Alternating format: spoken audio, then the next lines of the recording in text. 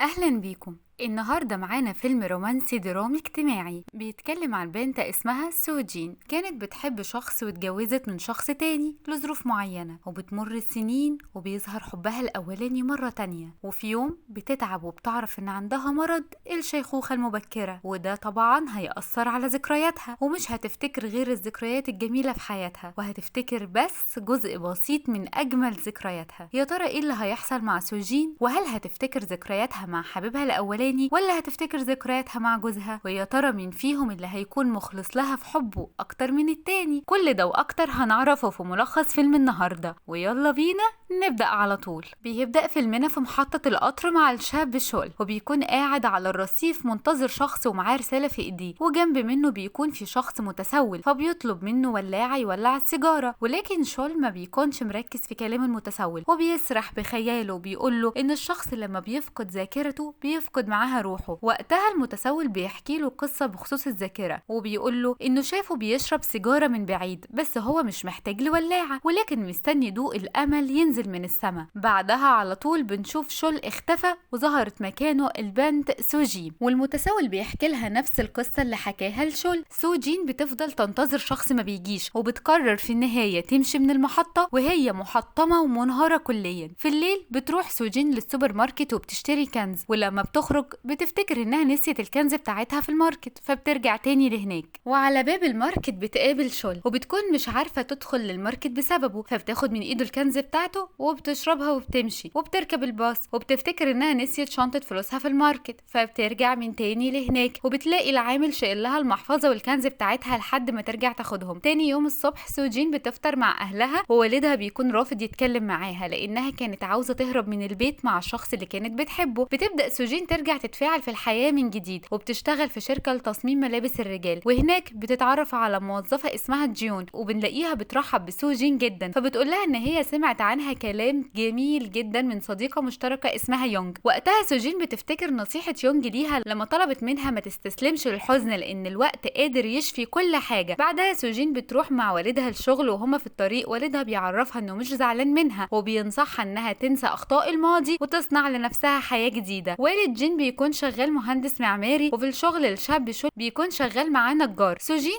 بتشوف شول وهو نازل للشارع يشرب سيجارة، فبتكون مستغربة من الصدف الغريبة. تاني يوم سوجين بيكون عندها مشكلة في الشغل بسبب ان حيطة مكتبها بتبقى بايظة، فبتكلم والدها يبعت لها حد يصلحها من عنده في الشغل. وقتها والدها بيبعت لها شول، وسوجين بتراقبه من بعيد لبعيد وهو شغال. بتروح سوجين تشتري كنز، فبتلاقي شول بياخدها منها وبيشربها وبيرد لها اللي عملته معاه في الماركت. بيركب عربيته وسوجين بتستنى الباص. من بعيد بيقرب منها شاب على موتوسيكل وبيسرق شنطتها. شول لما بيقرب من عربيته بيفتح الباب وبيوقعه على الارض، وبيوصل سوجين لحد بيتها علشان يطمن عليها. ومن بعدها وهم بقوا اصحاب وبيخرجوا سوا، وكل واحد منهم بدأ يعجب بالتاني. سوجين بتفصل بدلة على ذوقها لشول، وبتشجعه انه يروح اختبارات في شركة هندسية علشان يغير شغلته من نجار لمهندس، وكل واحد منهم بيدعم التاني وبيبقوا مبسوطين سوا. سوجين بتطلب من شول انه يقابل والدها ويطلب منه يتجوزها، لكن شول بيرفض وبيعرفها ان لسه مستقبله على المحك، لازم يكون نفسه علشان يقدر يتجوزها. في يوم سوجين بتعزم شول على العشاء وبتعمل له مفاجأة وبتعزم اهلها. والد سوجين لما بيشوف سول بيكون متضايق جدا لانه شغال عنده عامل زي باقي العمال. سوجين بتحس ان والدها هيرفض الجوازة، فبتروح للحمام وبتكون تعبانة جدا. والد سوجين بيسأل شول عن اهله وبيقول له عندك شقة ولا عايش في ايجار، ومجموعة اسئلة كده بهدف انه يعطل الجوازة والسلام. من ناحية تانية بنلاقي سوجين في الشارع وبتقع على الارض من التعب. شول بيجري عليها وبيشيلها بين دراعاته وبيوديها للمستشفى. سوجين بتكون رافضة تبعد عن شول حتى لو والدها رفض جوازها منه، وبتكون عارفة ان شول هو توأم روحها اللي مستنياه بقالها سنين. والد سوجين بيحس ان البنت والولد بيحبوا بعض بجد، فبيقرر انه يخليهم يتجوزوا. بعد شهر العسل بينزل للشغل وبيكون اخد شهادة الهندسة، ووالد سو بيعينه مهندس في الشركة. في يوم من الايام شول بيقابل صديق لوالد سو بيوريه قطعة ارض كبيرة جدا في الطبيعة، وبيطلب منه يبني له بيت عليها. شول بيرجع البيت وبيحاول يصمم بيت يبنيه على الارض. وقتها بيرجع شول للبيت وبيشتغل على التصميم الجديد وبيعرضه على صاحب الشركة بكل تفاصيله، فبيعجبوا جدا بتصميمه وبيوقع معاهم عقد الشركة، وده بيكون اول مشروع يبقى مسؤول عنه من الالف للياء. سوجين لما بتعرف الخبر بتبقى في قمة سعادتها، وده طبعا تلقائي بيخليها هي كمان تبدع وتنجح في شغلها لانها بتكون سعيدة وفرحانة بنجاح جوزها. بيبدأ شول في بداية المشروع بيحط الاساسات بتاعته. في نهاية اليوم بترجع سوجين للبيت وبتلاقي شول مغير المطبخ تماما وعمل لها مطبخ جديد واشترى بوتاجاز جديدة علشان سوجين بتتفنن في حرق الحلل والصحون. بتروح سوجين لطبيب نفسي وبتعرفه انها حاسة بحالة اجهاد، فبنعرف من خلال كلامها معاه انها زمان كانت بتحب متجوز وفضلت مستنياه في محطة القطر بس هو ما جاش، ومن فترة قريبة شافت مراته في الشارع وهجمت عليها وشدتها من شعرها، ومن يومها وسوجين حاسة بالتعب النفسي والاجهاد. فبنلاقي الدكتور بيكتب لها مجموعة من الادوية وبيطلب منها تعدي عليه كمان اسبوع يعمل لها اشعة بالرنين. من ناحية تانية بنلاقي والدة شول بتروح تزوره في مكتبه الجديد، وبنعرف ان بقالها 3 سنين ما شافتوش، وجايه النهارده تعرفه انها واقعه في مشكله كبيره وممكن تدخل السجن علشان اخدت قرض من البنك ومش معاها تسدد الدين. وقتها شول بيكون متضايق منها جدا لانها ظهرت بعد ما حالته الماديه بقت كويسه، اما قبل كده ما كانتش مهتمه باموره، فبيرفض يدفع لها اي مبلغ وبيطلب منها تتصرف في معرفتها. ووقتها والدته بتعرفه انها مش هتشوفه من تاني لانه بخيل زي والده، وبتطلب منه لو ماتت ما يحضرش جنازتها، وبتمشي من مكتبه وهي في قمة انفعالها. شول ما بيكونش فارق معاه الفلوس على قد ما بيبقى فارق معاه ان مامته مش بتعرفه غير وقت الحاجة للفلوس، وبسبب ده قرر انه ما يسلفهاش علشان تغير طريقتها ووجهة نظرها في الامور. بعدها شول بياخد سوجين معاه للارض اللي اشتراها علشان يبني عليها بيتهم الجديد، والمكان بيكون جميل جدا وسط الطبيعة الخلابة. بيقرر شول انه يفتح الصندوق الاسود اللي جواه وبيحكي لسوجين عن ذكرياته المؤلمة مع والدته، وبيعرفها انها كانت على طول بتضربه وبتعامله اسوأ معاملة كأنه عبد عندها، وبياخدها يوديها للمعلم بتاعه اللي اتعلم منه النجارة وهو عنده 9 سنين. الصراحة لما شفت المعلم بتاعه افتكرت عمنا نجيب محفوظ لانه فولة واتقسمت نصين، وبدأت اؤمن بتناسخ الارواح. معلم شول بيقابل سوجين وبيقول لها ان شول زعلان من والدته ومش بيحبها، وبيطلب منها تفضل وراه علشان يسامح والدته لان اللي حصل كان من زمان وعدى عليه سنين. وقتها سوجين بتحس ان عليها مسؤولية في انها ترجع تخلي شول يسامح والدته ويتعامل معاها بصورة افضل من قبل كده. في الليل بنشوف سوجين بتفتح درج شول السري من وراه وبتطلع منه اوراق خاصة بوالدته وبتعرف مكانها وبتروح تزورها. بعدها سوجين بتتكلم مع شول وبتطلب منه انه يتواصل معاها لكنه بيرفض وبيعرفها انه ما عندوش ام. سوجين بتقول له ان اكيد ما فيش اي ام في الدنيا بتكره ابنها، وحتى لو افعالها وسلوكها ما كانش افضل حل في التعامل الا ان الام يستحيل تكره ابنها مهما كانت الظروف. شول بينفعل جدا على سوجين لدرجة انه بيكسر الكوباية وبيتعور في ايديه من شدة انفعاله، ولكن سوجين بتحاول معاه انه يغير معاملته مع والدته. شول بيعرفها انه من وقت ما هي سابته عند العجوز وهو ما بقاش يبكي على فراقها واعتبرها ماتت من زمان. سوجين بتحس ان شول جرحها بالكلام لانه طلب منها ما تدافعش عن والدته، فبتنهار من العياط ومن انفعال شول اللي اول مرة من وقت معرفته تشوفه بالشكل ده. شول بيقول لها انه يستحيل يبكي مرة تانية على والدته او يسلفها فلوس. سوجين بتقول له انها عارفة ان التسامح والمغفرة شيء صعب، بس بتطلب منه يفضي غرفة صغيرة في قلبه لوالدته تعيش فيها. بتوضح له ان التسامح قيمة عظيمة في الحياة والشخص القوي هو اللي يقدر يسامح ويغفر. وبتقول له كمان ان والدها سامحها لما عرف انها كانت عاوزة تهرب من شخص متجوز ووافق على جوازها من شول بعد ما كان رافض. سوجين بتفهم شول ان المغفرة والتسامح بيخلوا الحقد مكانه في القلب يقل، وبنلاقيها بتطهر الجرح بتاعه وبتحتوي غضبه وبتخليه يهدى. بيروح شول يقابل والدته في السجن وبتكون متبهدلة جدا وحالتها لا تسر عدو ولا حبيب، ومع ذلك بنلاقيها بتشتمه وبتعرفه ان قلبها مش راضي عنه اليوم الدين، وبتطلب منها ما يجيش يزورها مرة تانية في السجن، وبتقول له ان ابني مات واخدت عزاه من زمان. شول طبعا بعد جرعة الهدوء اللي اخدها من سو بيكون مش متعصب ومستجيب لاي حاجة والدته بتقولها. وقتها بيعرف ان الحياة بسيطة وسهلة، فبيروح يدفع الفلوس اللي على والدته علشان تخرج من السجن، وبيدفع 90,000 دولار، وبيكون عازم سوجين على العشاء وبيعرفها ان بقى مفلس ومش معاه جنيه واحد. وقتها سوجين بتقول له ولا يهمك يا حبيبي، وهي اللي بتدفع ثمن العزومة. فبنلاقي شول بيقول لها ربنا يخليكي ليا وما نحرمش من جمايلك ولا عزوماتك ابدا يا رب. بترجع سوجين للشغل وبتقابل مديرها الجديد، فبنكتشف انه حبيبها الاولاني اللي كانت هتهرب معاه في محطة القطر، فبيعرفها انهم هيشتغلوا سوا مع بعض وبيقول لها انه طلق مراته. وقتها سوجين بتوضح له انها ما بقتش فاكرة اي حاجة عن الماضي. بتروح سوجين للدكتور وبيسألها مجموعة من الاسئلة الغريبة جدا، حتى هي بتبقى مستغربة اسئلته. بيعمل لها اشعة رنين مغناطيسي، بعد الاشعة بيكتشف ان في بروتين غير طبيعي طبيعي جوه جسمها، وبنعرف ان حالتها نادرة جدا وبتبقى مصابة بمرض النسيان او الشيخوخة المبكرة. الطبيب بيوضح لها ان الموت العقلي هيحصل لها قبل الموت الجسدي، وبيطلب منها تجهز نفسيا في اي لحظة لاي اعراض ممكن تحصل لها. خطورة الموضوع ان سوجين حتى لو اخدت ادوية فهو هيبطئ العملية، ولكن الامر حتمي ولا محالة، لدرجة انها بتعرف ان في اي لحظة هتنسى اهلها وجوزها وكل ذكرياتها، وهتنسى نفسها كمان، لا هتبقى عارفة تتكلم في التليفون ولا هتكون فاكرة حد. بتخرج سوجين من العيادة وبتنهار في الشارع من اللي سمعته. من بعدها وحياتها بتتغير تماما، فبتقرر انها تقدم استقالتها من الشغل، وبتطلب من شول انهم يخلفوا طفل، وبتفضل قاعدة في البيت علشان تهتم بشول. بتخرج سوجين للشارع لانها بتكون رايحة تقابل واحدة صاحبتها، فبتتعب جدا وبتقعد على جنب، وبيساعدها رجل الشرطة، وبتكون بدأت اعراض النسيان تظهر عليها، فما بتكونش عارفة هي رايحة فين. بيروح شول للشغل، والاول مرة بيكون جايب اكل من البيت، وسوجين بتكون هي اللي عاملة الاكل ومقسماه على علبتين. بيفتح العلبة الاولى وبيلاقي فيها رز، وبيفتح العلبة التانية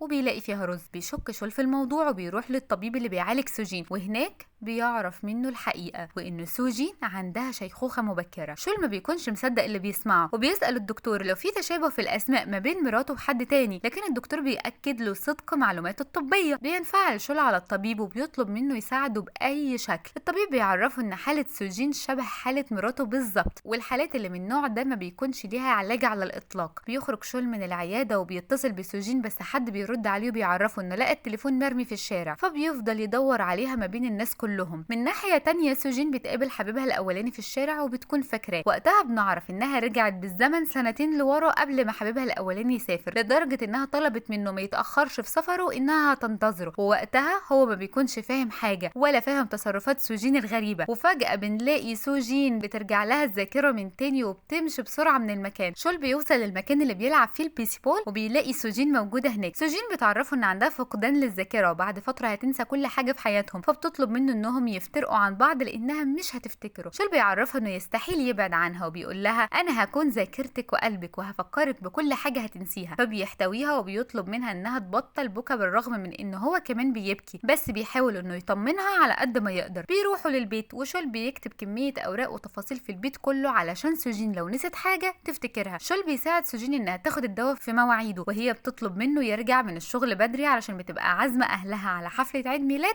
والدة شول. بعدها حبيب سوجين الاولاني بيروح يزورها في بيتها علشان يعرف منها حقيقة مشاعرها ناحيته لما قابلها في الشارع من كام يوم، وسوجين بتفقد الذاكرة من تاني وبتتعامل معاه بحب. ووقتها بيوصل شول للبيت وبيهجم على يونج وبيضربه بكل قوة وعنف، وفي اللحظة دي بيوصل للبيت اهل سوجين ووالدة شول ومعلمه وبيشوفه وهو بيضرب يونج. بعدها شول بيعرفهم حقيقة مرض سوجين، ووالدها بيطلب منه انه يطلقها ويشوف حياته لانه لسه شاب، وبيعرفوا انهم هيهتموا بيها، بس شول بيرفض وبيعرفهم انه لحد اخر لحظه في عمره هيفضل متمسك بسوجين. وفي نهايه اليوم شول بيهني والدته بعيد ميلادها وبيفضل موجود مع سوجين. تاني يوم بنلاقي سوجين بتودع شول قبل ما يروح شغله، وبتنادي عليه باسم حبيبها الاولاني يونج، وبتعرفه انها بتحبه. ساعتها شول بيستجيب لها وبيعرفه ان هو كمان بيحبها. بيخرج من البيت وهو منهار لان سوجين بدات تنساه، وبيروح شول للدكتور وبيعرفه ان ده امر طبيعي وان الذكريات الاخيره بتتمسح الاول من عند المريض. بيرجع شول للبيت وبيلاقي سوجين اختفت، وكانت كاتباله رساله بتعتذر له فيها عن كل حاجه عملتها، وانها خلطت ما بين اسمه واسم يونج، وبتعرفه انها بتحبه هو وعمرها ما حبت ولا هتحب حد غيره. وفي النهايه بتطلب منه يقابل والدها. ساعتها شول بينهار جدا لانها اختفت مره واحده، وهو كان محتاج لها جنب منه حتى لو نادت عليه باسم يونج، بس بتفضل معاه لانهم هما الاتنين توأم روح. بيقابل شول والد سوجين وبيرفض انه يطلق سوجين، وبيقطع ورقه الطلاق اللي كانت مع والدها، وبيروح لقسم الشرطه يعمل محضر اختفاء لسوجين لانها بتكون اختفت ومفيش حد بيعرف مكانها. بيرجع شول يلعب بيسبول وبيتخيل انه شايف سوجين جنب منه، وبيعاتبها لانها اختفت وبعدت عنه وبقى وحيد من غيرها. بتمر فتره طويله وشول بيكون في حاله نفسيه سيئه، وفي يوم بيقرا البريد فبيلاقي واحده بعتله جواب بتعرفه مكان سوجين، فبيتحرك بسرعه للمكان، وبنعرف انها مكان بيعالجوا فيه المرض بالتفاعل مع الطبيعه. شول بيشوف سوجين بس للاسف هي ما بتكونش فاكراه، وبيكون معاه كراسه رسم بتحاول ترسم فيها ملامح لشخص متخزن بتتخزن جوه الذاكرة بتاعتها، ولكن ملامحه ما بتكونش واضحة المعالم. شول بيعرف ان سوجين مش فاكراه بشكل نهائي، فبيعرفها على نفسه وبيعبر لها عن فرحته وسعادته انه شافها. بينزلوا يتغدوا سوا، وسوجين بتشم ريحة البرفان بتاع شول وبتحس انها شمت البرفان ده قبل كده، بس ما بتكونش فاكرة مكانه بالظبط. بعدها الممرضة بتاعت سوجين بتاخدها توديها للسوبر ماركت اللي قابلت فيه شول اول مرة، وشول بيكون موجود هناك بيستناها على باب الماركت وبيكون معاه كنز. سوجين بتكون هتاخدها منه، بس بتدخل للماركت وجواه بتشوف الدكتور اللي كان بيعالجها واقف على الكاشير، ومعلم شول بيشتغل عامل نظافة في الماركت، وبتلاقي اهلها ووالدة شول بيتعاملوا كأنهم زباين. في اللحظة دي بتبدأ ذاكرة سوجين ترجع لها واحدة واحدة، وبتبص على شول وبتحضنه. بعدها بيتحرك بيها بالعربية علشان يعيشوا في مكان هادي وجنب الطبيعة الخلابة، وبيكونوا هما الاتنين في قمة سعادتهم لأن أرواحهم اتقابلت من تاني واتحدت سوا. وبكده